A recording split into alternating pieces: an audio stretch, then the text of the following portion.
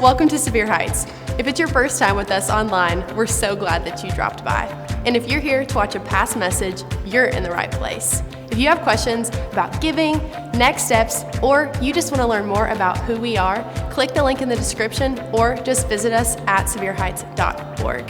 Thanks so much for being here. Let's jump into Sunday's message.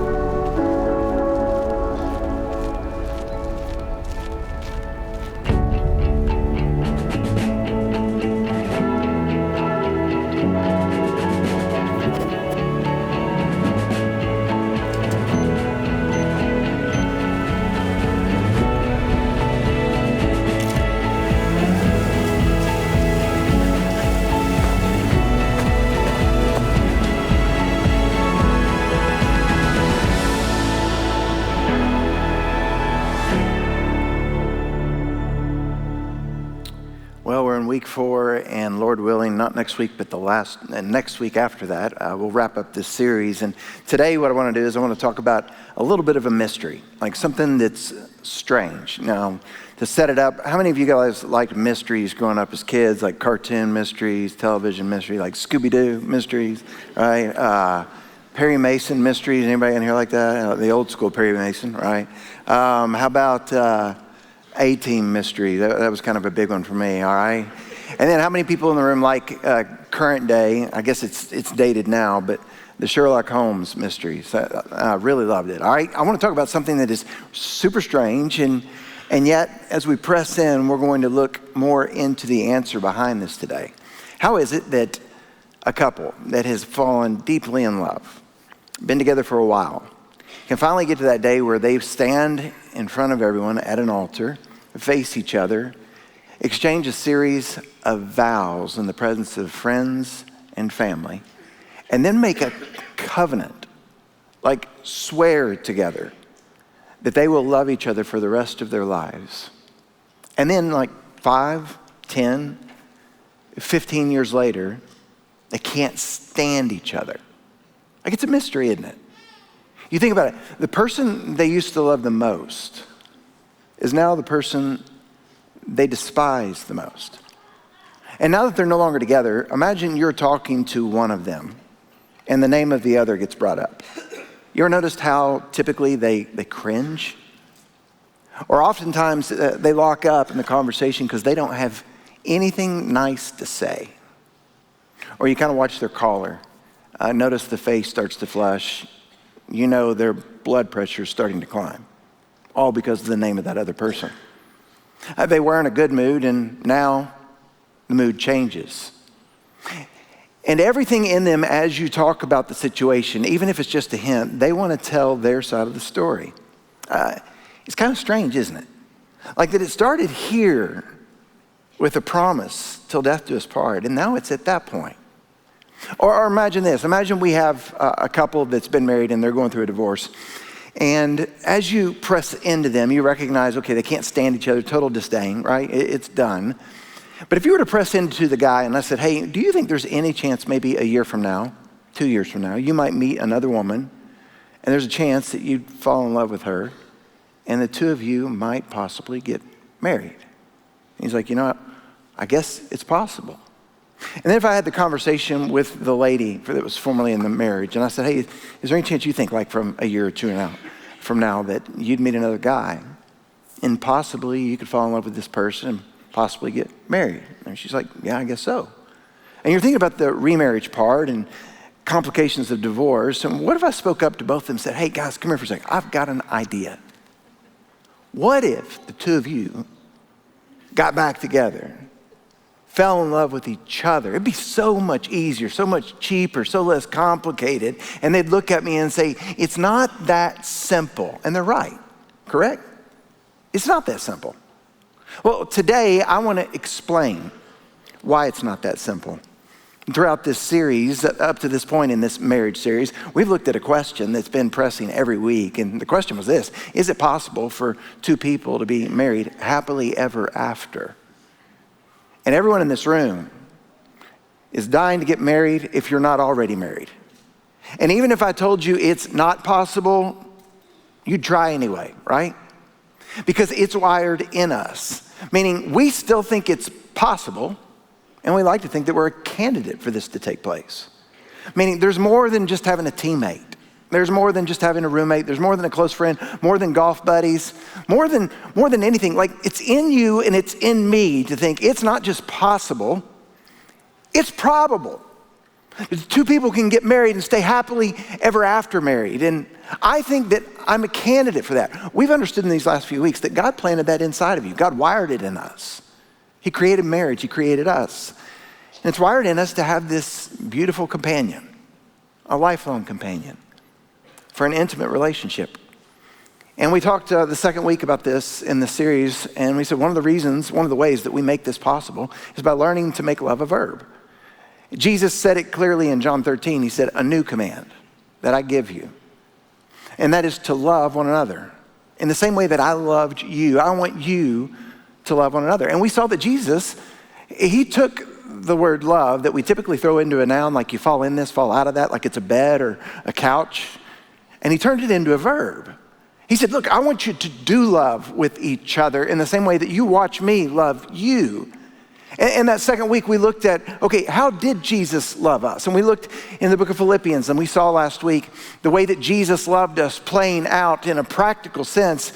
And I bet most of us in this room last week, because it was pretty simple as we read through the text, most of us last week after the message probably thought, I ought to try it. And we ended up trying some of those things that we discussed in Philippians 2, putting the other person ahead of us. We tried making them the most important person in the room, trying to be interested in the things that interest them. And over time, you know what we realized? Maybe a day, 2, 3 days in, it's not that simple. And we realized this thing about happily ever after marriage, it's kind of tough. And when you push in and you really start to think about it, it would be that simple if it was in me to be interested naturally in the things that interest Jenny. But as I told you last week, I'm interested in the things that interest me. Don't tell anybody, but that's the truth. Like I'm interested in me. And it would be easy if I really thought she was the most important person in the room. But sometimes I think I'm the most important person in the room. It would be easy if I was willing, like Jesus, Philippians 2, to set aside my rights, riches, and reputation. In other words, I'm willing to set aside what I deserve. It would be easy if I realized that in every marriage, we all have a decision. We can either be right all the time, or we can be happily married. But you can't get both. You see, it would be easy. Think about it. It would be that simple if we both came into the relationship with hearts that were healthy. But every person in this room, when you said, I do, you brought into a marriage some stuff in your heart that's not so healthy. Meaning, let's be honest, if you're coming into a marriage with absolutely no problems, that means your dad was at every ball game. Your mom was at every piano recital. Your parents were kind and affectionate with each other in front of you, meaning they did those awkward kisses. He held the door, everything to make you cringe. It just happened all the time. Your best friends were very supportive and encouraging to you. There was no drama. And no one mistreated you. No one took advantage of you, meaning all this happened before the marriage. Your relationships were full of joy, acceptance, and affirmation. But the truth is that didn't happen. Every one of us entered into our marriage with some difficulties. And couples don't normally enter relationships with that kind of past. In fact, we've got a word for it. When you get married, when you get into a serious relationship, we call the stuff that we bring in baggage. Meaning we've been bumped, we've been bruised along the way. And unfortunately, when we enter a serious dating relationship, and as it progresses and eventually we get married, we enter romantic relationships, and our heart isn't always healthy. Meaning, if you were to really press inside on both people in the marriage, there is stuff inside of us, and we bring that stuff into the relationship. So imagine with me for a second. You've got this couple. They've been dating through college. They dated through their grad degree, decided, okay, let's go ahead and get married. I think we can afford it. He's super handsome. I got money. Think me. All right, now. And she's beautiful. Like, think Jen and all this jazz. They've been so careful with each other. Like, he was careful to win her affection. And she was careful to win over his love. They monitored how well they were on around each other. They got engaged. Everyone showed up at the wedding. A few months into the wedding, all of a sudden there's a collision. And she does something out of character. He explodes out of character. She's like, I didn't know you had that anger issue in there. And he's like, well, I didn't until I got around you, right? And all of a sudden this stuff just starts blowing up. And you know what she does? She goes to her sister, tells her about him, and he's like, they're both like, yep, that's him. It's his problem. And you know what he does? He does what every guy does. I don't know where guys go, right? We just go to a mirror and we unload to a mirror and start saying all these things about her. And eventually, the two of them finally call a time out, calm down, and they get together. And as they talk, here's what happens. He thinks his anger resulted from her attitude. And she thinks he brings out the worst in her. But in all reality, the reason the stuff comes out of him is because it's inside of him. And the reason that stuff comes out of her is because that stuff is inside of her. And whether or not you like this, I want you to understand there is something about marriage that brings out the best in us. But there's also something about marriage that brings out the worst in us. And instead of pointing into our own hearts and examining, okay, what really is going on in here, what we have a tendency of doing is pointing at them. We make statements like, okay, if he'd just start doing that, if she'd stop doing that, if he'd be more, if she would be less, and the entire time we're pointing our fingers there because it's exposing and bringing out stuff from in here, and we continue to blame there. But the reason all that stuff keeps coming outside of us is because it's on the inside of us. Meaning, when you came into the marriage, when I came into the marriage, nobody came into a marriage with the perfect upbringing. There were some bumps and bruises along the way.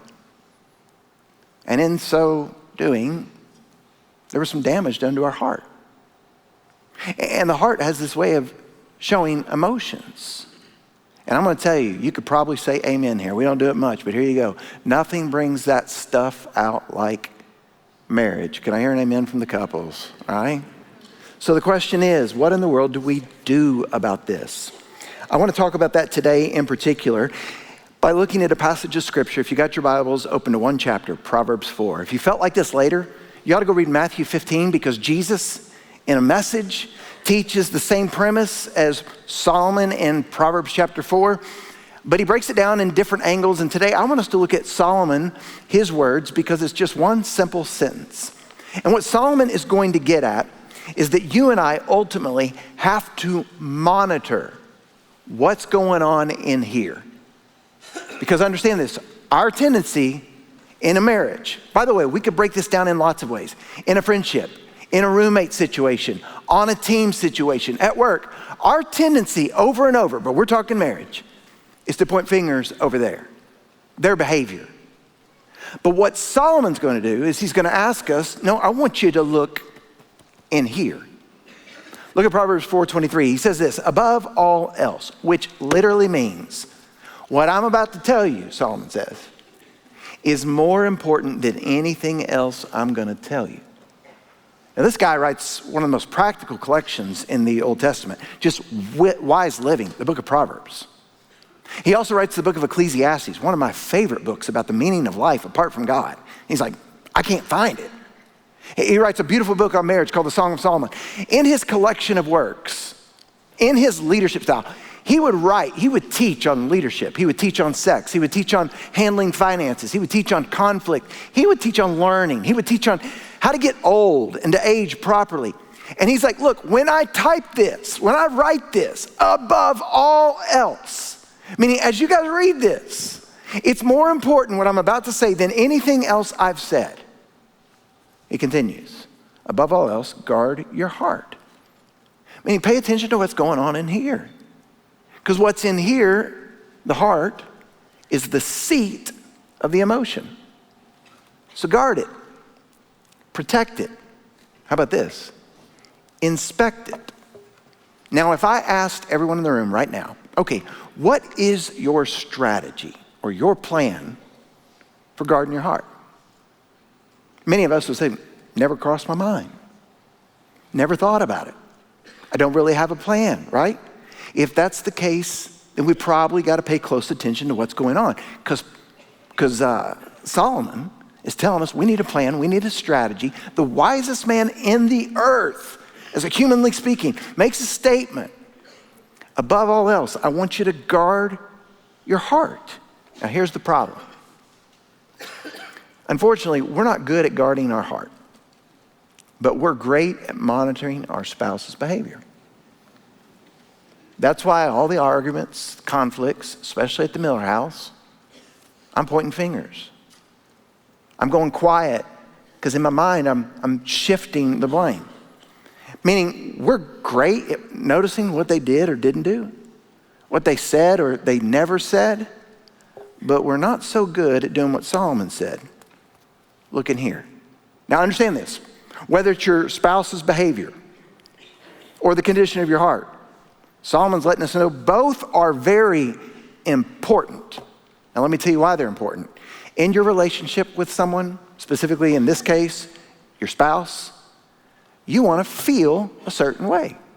And whether or not you like it, when your spouse does things, doesn't do things, says things, doesn't say things, it brings out an emotion in all of us. Like think back to something great that happened perhaps this weekend on Valentine's Day. You didn't expect that, or maybe you did expect something and they didn't do it, right? It's going to bring out emotions inside of all of us. Now, what you go through the longer you're in a marriage, what you're missing perhaps the longer you're in a marriage, the source of the conflict that's bringing out emotions that you don't want in your marriage. Understand this. Think back to early in the relationship. You were drawn into the relationship because of how they made you feel. And we felt like we were in love. We felt great. And here's why. We were drawn into them because of the emotion they pulled out of us. Like when we first got to know each other and fell in love, like, man, it was just all these great emotions. So understand, it's normal in a marriage. It's normal in a dating relationship to want to experience those feelings. But unfortunately, as time progresses, here's what we do when we struggle. We monitor their behavior because we don't like the way it makes us feel. And we're pointing fingers there. But Solomon's like, no, I want you to get inside of here. Understand, it's still normal for us to point out there. But you're never going to get to the source of a healthy marriage, of a healthy relationship, until we do exactly what Solomon's saying, and we look in here. Because I got news for everybody in here. The stuff in here, on the inside, eventually makes its way on the outside.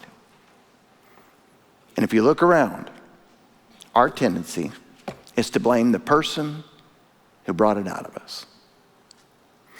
And whether or not you know it, your ability to feel a certain way is affiliated with the condition of your heart. That's why, like, let's say you were raised in a home and you didn't feel appreciated, and you're looking for that deep sense of appreciation from your spouse, and he doesn't provide it, or he does provide it. Understand, until you really find the source of this appreciation thing that's getting messed with, no matter how good he does it, he's never going to be able to meet it, ever. So here's the big statement. Like the big thing, if all of us could remember on behalf of this conflict and why it persists and why things go difficult in marriage, ready? Here's the big statement. The quality of your marriage has as much to do with the condition of your heart as it does the behavior of your spouse. But we're constantly pointing over there. Here's why. It's natural for us to monitor their behavior. It's not so natural for us to guard our heart. And so when this stuff comes out of us, we'd say, well, it wouldn't come out if you wouldn't do that. We're still so fixated on pointing the blame. And we haven't really dug in to what's really going on. Now, here's the thing. We can keep arguing, come to church unhappy, sit separate, not talk during the week. Reality is this. You may stay together. You may decide to separate. You may live like roommates. You might even decide to get a divorce, but there is no amount of commitment that can compensate or overcompensate or fix the reality of what Solomon's addressing. And you think it's because of their behavior. True. But it's also because of the condition of your heart. Now let's listen what Solomon says about how to close this. Above all else, guard your heart. For everything you do flows from it. So the quality of your relationship is tied to the current condition of your heart. So if I were to ask you right now, okay, how's your heart? Like, what's the current condition of your heart? Unless your heart is healthy, it's going to be difficult for any relationship to change. By the way, this is so easy to see in other relationships. Have you ever noticed, like, when another couple is going through a struggle and they decide to be vocal and honest about it, and let's say she makes a statement. I'll pick on us later. All right, let's say she makes a statement that what he did has led to this, and when you're hearing it, you're like, that's like a 3 or 4. And her response is like an 8. Like, it's easy for us to see this in other couples because we're not emotionally involved. But I want to tell you, when it happens to us, I've been there, it's really difficult to see in the mirror. Solomon wants us to know, above all else, whatever's going on in you will eventually come out of you, no matter who's with you. So some of you are thinking, well, I'll just try somebody else and try this person later. No, it's still going to come out of you. That's why he presses in. Guard, evaluate, inspect your heart, because it's the seat of your emotions. So I want to ask practically, as we wrap this up, how do we do this? Like, because I've never done this. Like, I've read this, I've heard about this, but how do we really do this? Because whether or not we like it, as long as you're in any relationship, there's going to be conflict. There's going to be bumps in the road until we get to heaven. And understand, what Solomon is addressing is so essential to a healthy marriage, so essential to you and I growing, that if we do not pay close attention to this thing inside of us is going to get out of control. And it's going to spill into every other relationship. So I want to make a few statements, and then we'll close. Everybody in this room has heard. Think before you speak. This first one's kind of similar to it, but here's what I want you to do. When there is an argument, guys, it doesn't matter, teammate, roommate, work, but we're talking marriage. And it happens again and again and again. Someone said something. He said it, she said it, he did it, she didn't do it, whatever. And all of a sudden, you get it, you feel it, you're upset.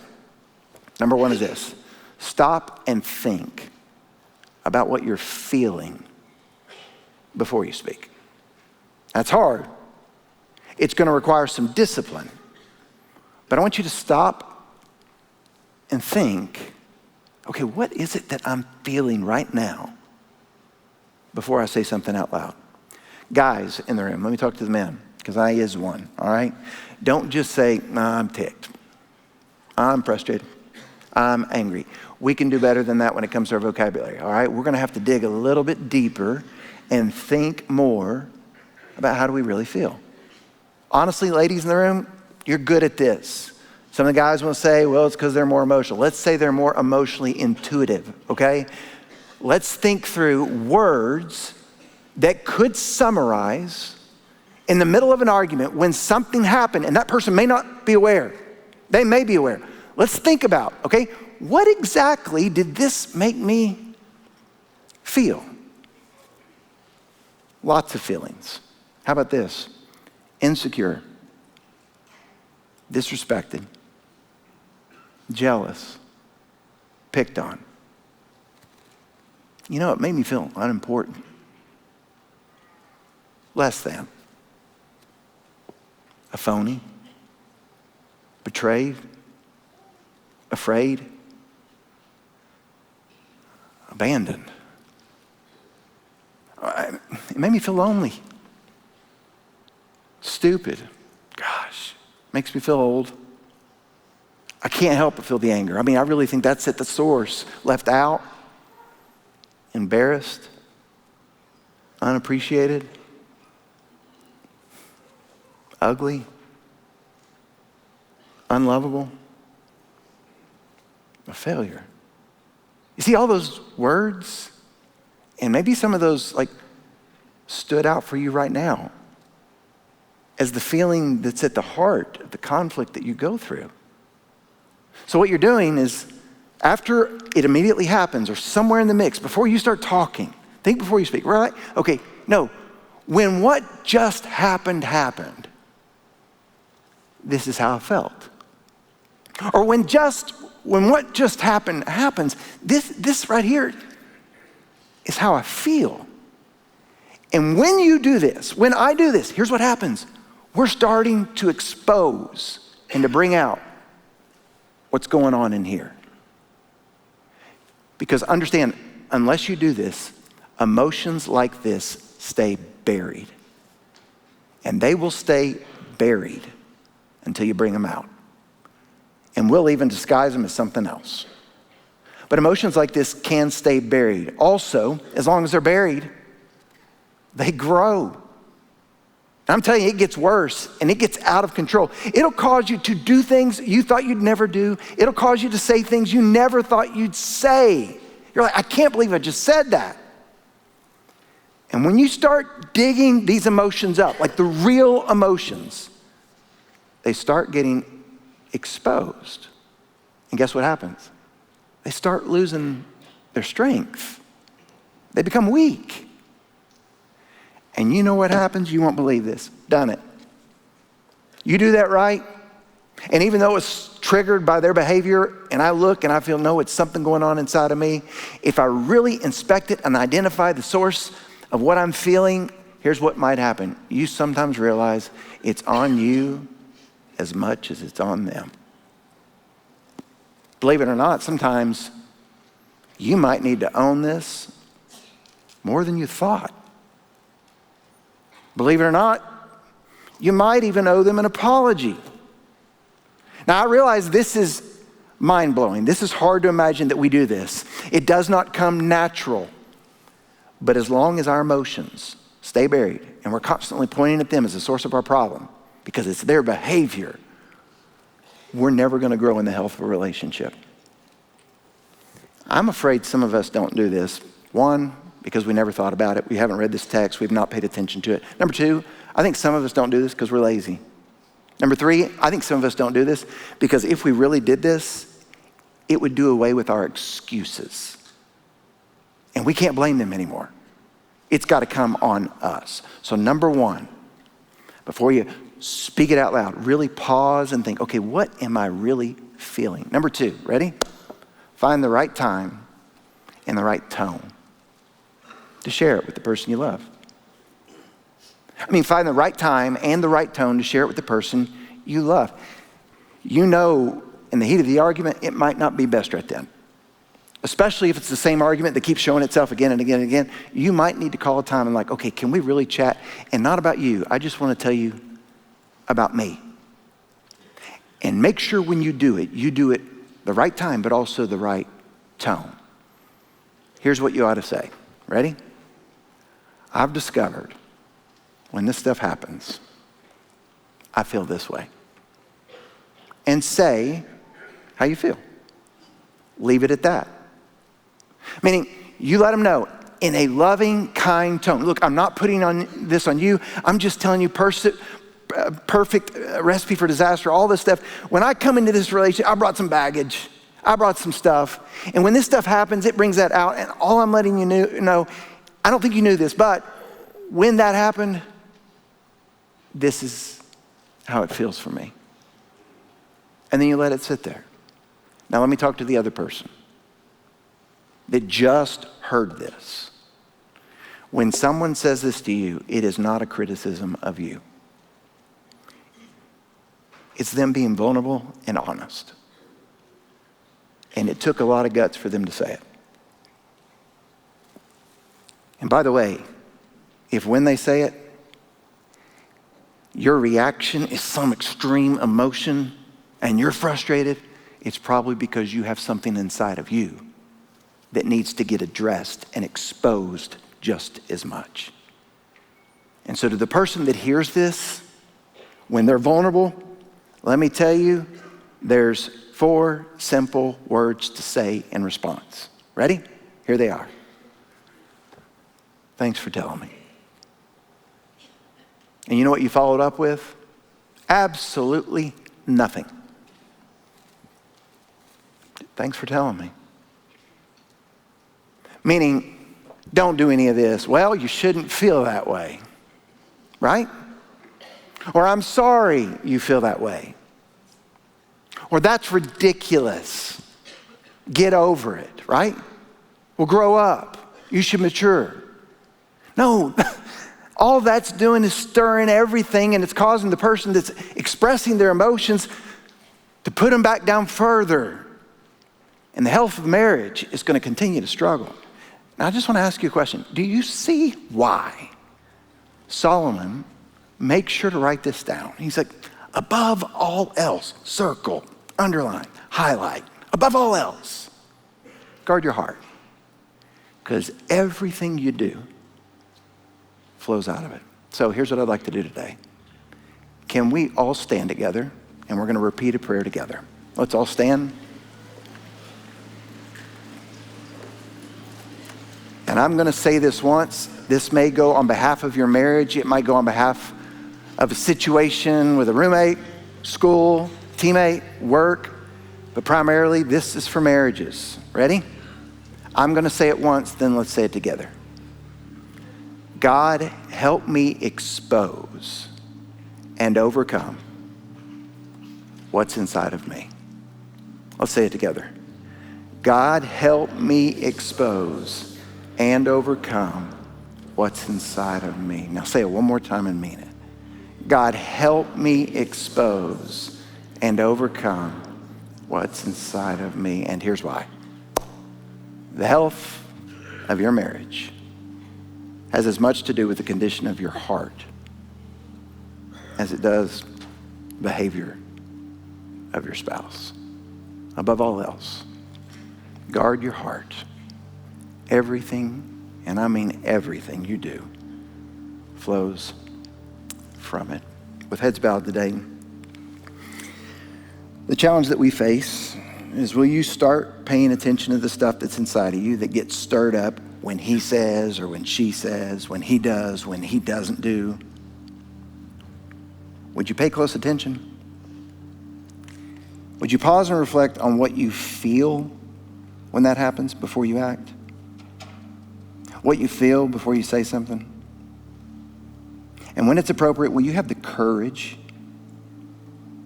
to share with the person what you feel? The right time, the right tone. And because they love you, maybe they'll learn to say, I'm glad you had the courage to say something. I never want you to feel that way again. Father, today as we discuss this, I know this message lands all kinds of different places for everyone in this room. For some of us, it explains the tension we grew up in when we were younger. For some, it explains the dynamics of another marriage. For some, it explains a current crisis. For all of us, I believe biblically we've got a new goal, a new target to aim for. Father, wherever we are in this, please give us courage and discipline pause and pay close attention to our heart, to inspect what's really going on inside of us, to accept the fact that we brought some stuff into the marriage. Give us the eyes to see things like you see. Give us the courage to respond in a way that you would have us respond. And I pray that we would all be men and women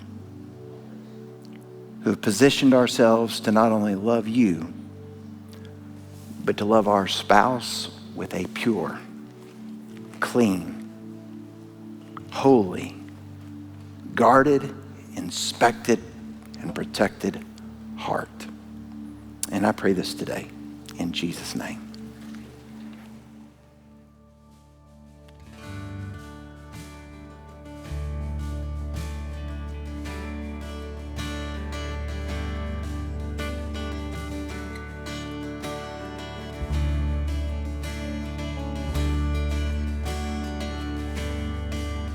Hold me now in the hands I created the heavens. Find me now where the grace runs as deep as your scars. You pulled me from the clay and set me on a rock.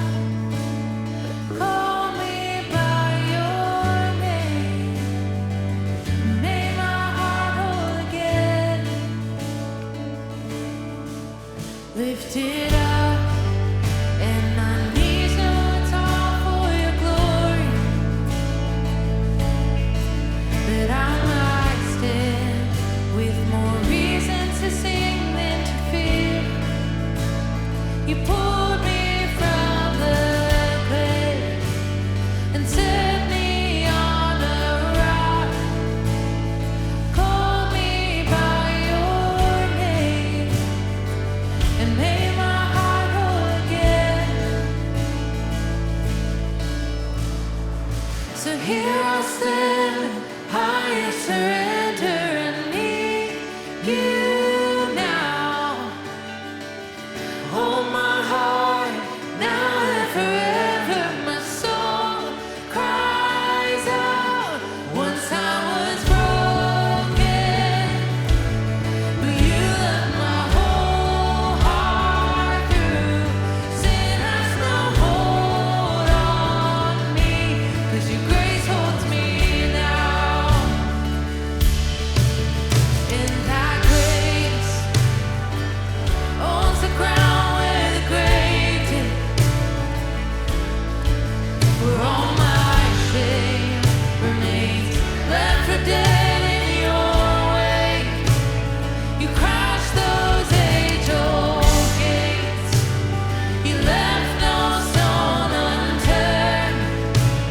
You stepped out of that grave and shouldered me all the way.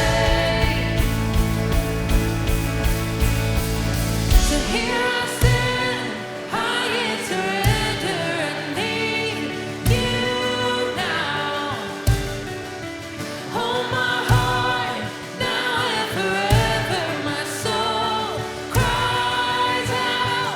Once I was broken, but you let my whole heart through. Sin has no hold on me, 'cause your grace holds me now. Healed and forgiven. Look where my chains are now. Death has no hold on me, 'cause your grace holds that ground. And your grace holds me now. Your grace holds me now. Your grace holds me now. Your grace holds me now.